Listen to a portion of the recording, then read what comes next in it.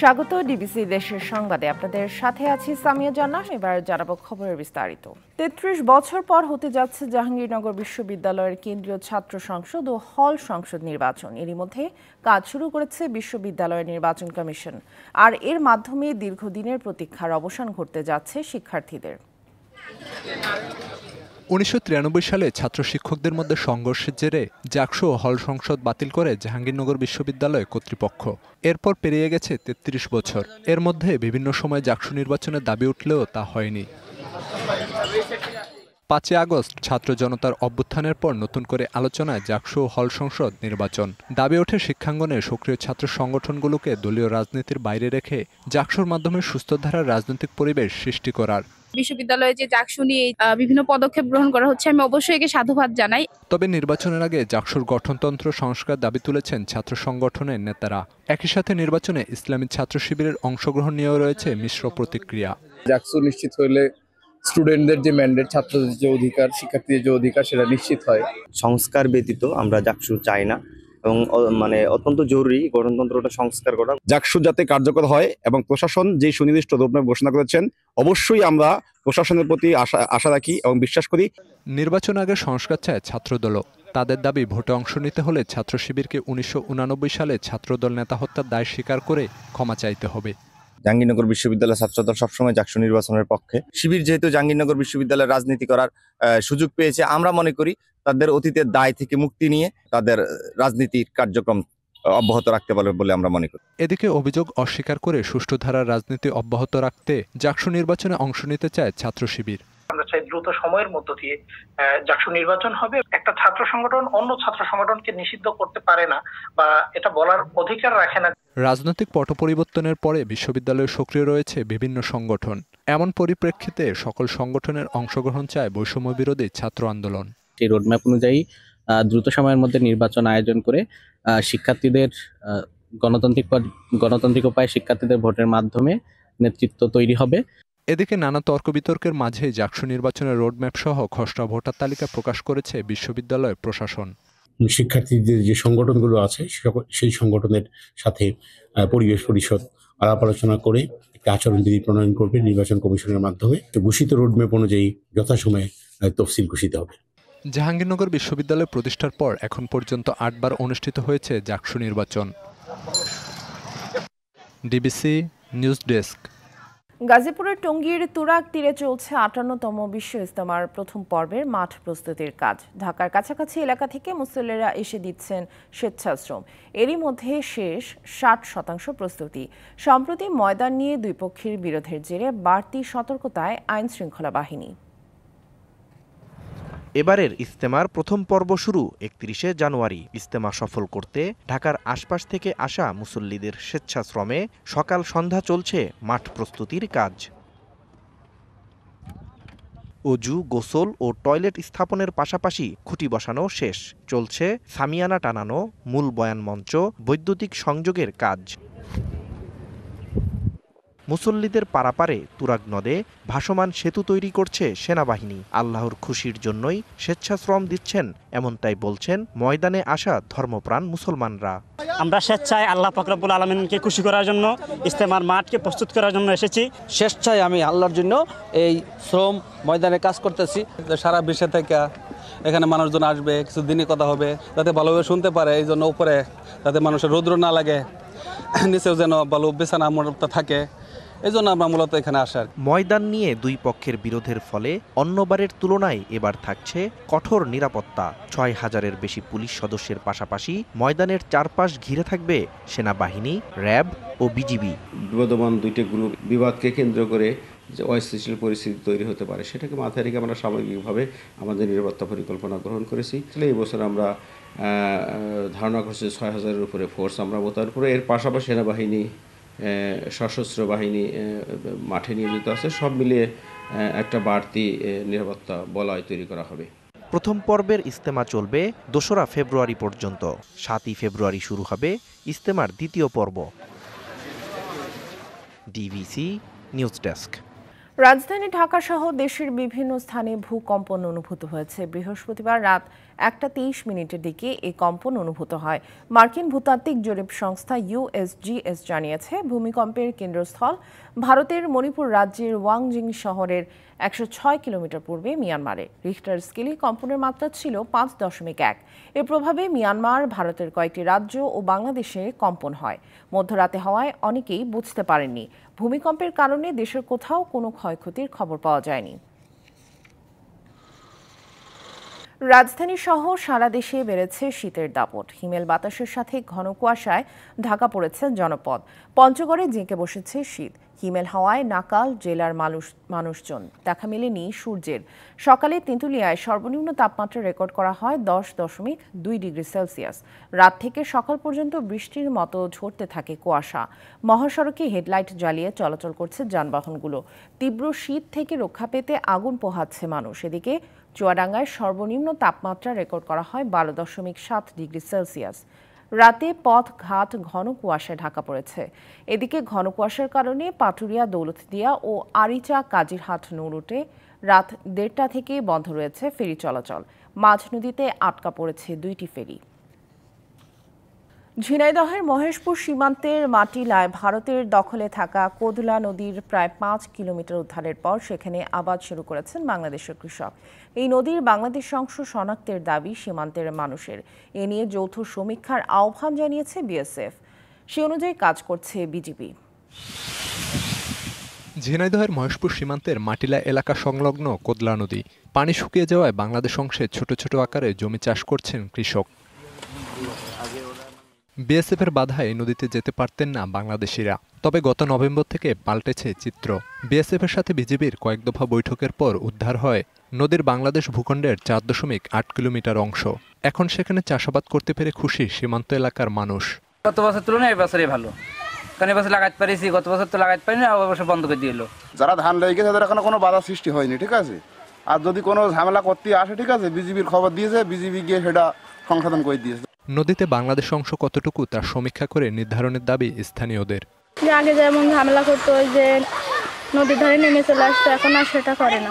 বর্তমানে বিজিবি আপনার কড়া নিরাপত্তায় আছে। সম্প্রতি মাটিলা এলাকা পরিদর্শন করে বিজিবির কুষ্টিয়া সেক্টর কমান্ডার বলেন, সীমান্ত সুনির্দিষ্ট করতে দুই দেশের মধ্যে যৌথ সমীক্ষার আহ্বান জানিয়েছে ভারতীয় সীমান্তরক্ষী বাহিনী। সেই প্রেক্ষিতে কার্যকর ব্যবস্থা নেওয়া হচ্ছে।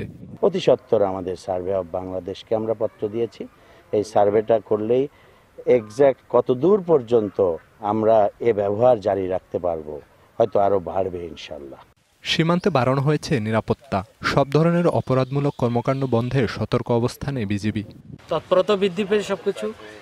বিএসএফও সতর্ক আছে তাদের সাথে যাতে লোক না ঢুকতে পারে। সরাসরি যে রুট যদি আপনি বলে থাকেন, এটা বন্ধ করা, সিল করা, যত ধরনের প্রচেষ্টা থাকা দরকার সবগুলি বিজিবির পক্ষ থেকে ইনশাল্লাহ নেওয়া হবে। ঝিনাইদহের মহেশপুর উপজেলার ভারতের সঙ্গে বাংলাদেশের সীমান্ত আছে প্রায় 70 kilometre. DBC news desk. July আগস্টের ছাত্র আন্দোলনে শিক্ষার্থী ও সাংবাদিকদের ওপর হামলার ঘটনায় চট্টগ্রাম বিশ্ববিদ্যালয় থেকে 84 শিক্ষার্থীকে বহিষ্কার করা হয়েছে। বিশ্ববিদ্যালয়ের board of residence health and disciplinary committee উপযুক্ত প্রমাণ সাপেক্ষে এই সিদ্ধান্ত নিয়েছে বলে জানান উপাচার্য অধ্যাপক ডক্টর মোহাম্মদ কামাল উদ্দিন। প্রাথমিকভাবে যাদের বিষয়ে প্রমাণ পাওয়া গেছে তাদেরকে বহিষ্কার করা হয়েছে জানান তিনি। পরবর্তীতে প্রমাণ সাপেক্ষে আরও কেউ জড়িত থাকলে তাদেরও বহিষ্কার করা হবে বলে জানান তিনি।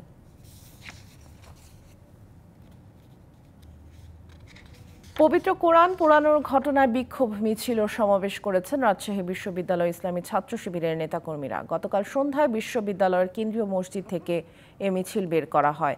ক্যাম্পাসের গুরুত্বপূর্ণ সড়ক ঘুরে জোহা চত্বরে গিয়ে সংক্ষিপ্ত সমাবেশ করেন তারা। বিশ্ববিদ্যালয়ের 7টি আবাসিক হল ও কেন্দ্রীয় মসজিদে পবিত্র কোরআন শরীফ পোড়ানোর ঘটনায় তদন্তের দৃশ্যমান অগ্রগতি না হওয়ায় প্রতিবাদে এই বিক্ষোভ মিছিল ও সমাবেশের আয়োজন করা হয়।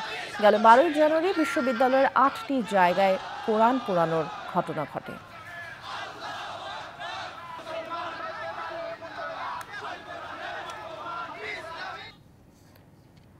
চট্টগ্রামে বাসা থেকে 12.5 ভরি স্বর্ণালংকার ও নগদ 1 লাখ টাকা চুরির 14 দিন পর আটক করা হয়েছে গৃহকর্মীকে।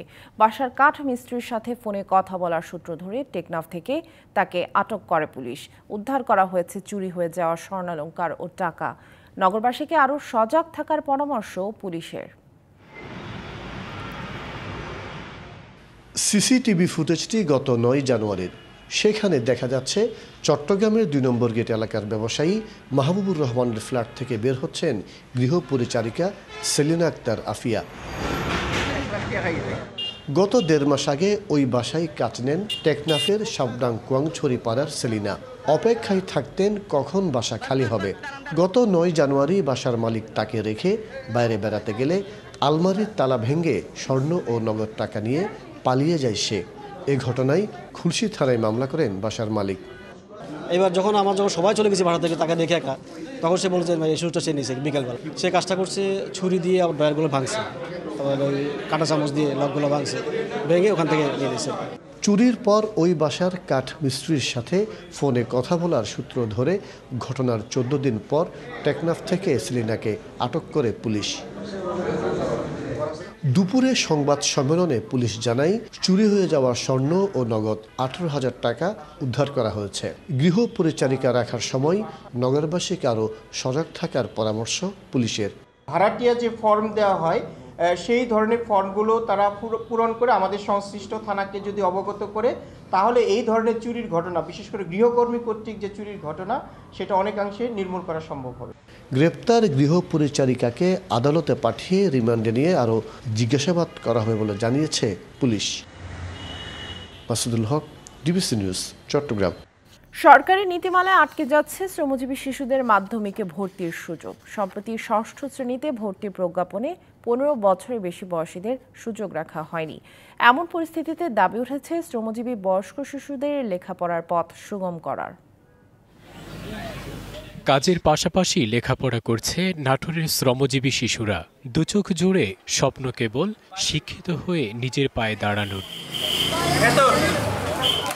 স্থানীয় বয়স্ক শিশুদের স্কুল স্বপ্নকলি থেকে এবছরই 5ম শ্রেণী পাশ করবে অনেকে। জীবনের অঙ্ক মেলাতে গিয়ে এরই মধ্যে বয়স ছাড়িয়েছে 15 বছর। বয়সের বাধায় দেখা দিয়েছে 6ষ্ঠ শ্রেণীতে ভর্তিতে অনিশ্চয়তা। 15 বছর পর আর স্কুলে ভর্তি নেবে না, এই জন্য আমার আরও পড়ার ইচ্ছা আছে। 15 বছর পার হয়ে গেছে আমার, তো হাই স্কুলে ভর্তি নিতে চাচ্ছে না। সরকারি প্রজ্ঞাপনে 6ষ্ঠ শ্রেণীতে ভর্তিতে এবার সুযোগ পাচ্ছে 15 বছরের নিচের শিশুরা। কারিগরি বোর্ডে যা সর্বোচ্চ 13 বছর। আমরা খুব গরিব মানুষ, আমাদের ছাল পালের সময় মতন স্কুলে ভর্তি করাতে পারিনি। বিভিন্ন সময় বিভিন্ন কারণে লেখাপড়ার সুযোগ পায়নি, পরে এসে লেখাপড়া করছে। তাদের ভর্তির বিষয়ে বয়সের শিথিলতা নিয়ে আসা যায় কিনা। সরকার একটি নিয়ম করেছে যে মাধ্যমিক শিক্ষায় গ্রহণের ক্ষেত্রে তাদের বয়স 15 বছরের বেশি হতে পারবে না। সরকারের উচ্চ পর্যায়ে আলোচনা করে বিষয়টি তুলে ধরবেন বলে জানালেন জেলা শিক্ষা কর্মকর্তা। যারা শিক্ষার পাশাপাশি বিভিন্ন তাদের কার্যক্রম করে বা ঝরে পড়ার শিশু, তাদের বয়সের ক্ষেত্রে একটা সমস্যা হয়। পড়াশোনা যেন কোনো ব্যাঘাত না হয় এই বিষয়ে আমি আমার ঊর্ধ্বতন অধিদপ্তরকে অবহিত করব। নাটোরে বয়স্ক শ্রমজীবী শিশুদের নিয়ে কাজ করা প্রতিষ্ঠানের সংখ্যা 356টি। পরিসংখ্যান ব্যুরোর জরিপে 2022 সালে দেশে 17,76,000 শিশু শ্রমে যুক্ত ছিল, যাদের অধিকাংশই লেখাপড়া না শিখে ঝরে পড়েছে। DBC news desk. অনুকূল আবহাওয়া ও পোকামাকড়ের আক্রমণ না থাকায় এবার দিনাজপুরে আমনের ফলন হয়েছে ভালো, তবে বাজারে মিলছে না আশানুরূপ দাম। কৃষক বলছেন এতে উৎপাদন খরচ ও দেনার টাকা উঠবে কিনা সে নিয়ে শঙ্কায় তারা। গত মৌসুমে বস্তা প্রতি আমন ধান বিক্রি হয়েছে 55 থেকে 5700 টাকায়। এবার সেই ধান বিক্রি হচ্ছে 4300 থেকে সর্বোচ্চ 4500 টাকায়, যা গত বছরের তুলনায় বস্তা প্রতি 1200 টাকা কম। এই মৌসুমে উৎপাদন খরচও অনেক বেশি। ধান বিক্রি করে দেনা পরিশোধ করতে হিমশিম কৃষকের। লস ছাড়া লাভ হবে না, কারণ প্রতিটা জিনিসের দাম বেশি, খরচা বেশি পড়ে যাচ্ছে। সারের দাম বেশি, বিষের দাম বেশি, মানে 6-7 বার করে বিষ স্প্রে করা লাগে। সার আসলে 700 টাকা বস্তা, দাম এখন 1400 টাকা বস্তা। এদিকে মোটা ধানের দাম বেশি, প্রতি বস্তা বিক্রি হচ্ছে 2700-2800 টাকায়। এগুলো রেট গত বছর ছিল 2200, 2250, 2300 টাকা। এই বছর আজকে 2800 টাকা, 2780 টাকা, 2820 টাকা এইভাবে কেনা হচ্ছে। 5700-5800 এইবার বিক্রি করল 4270 টাকা। গতবারে যেহেতু এমনিতে দাম কম, তারপরে এখন আরো দিন দিন বাজার নিজে চলে যাচ্ছে।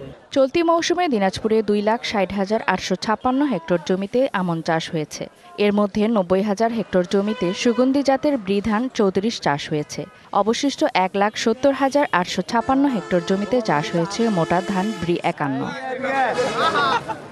DBC news desk. ডিবিসি দেশের সংবাদে এই ছিল এখনকার মতো। ডিবিসি নিউজের সংবাদগুলো পড়তে ভিজিট করুন dbcnews.tv আর ভিজিট করুন ডিবিসির ফেসবুক পেজ এবং ইউটিউব চ্যানেল। সঙ্গেই থাকুন।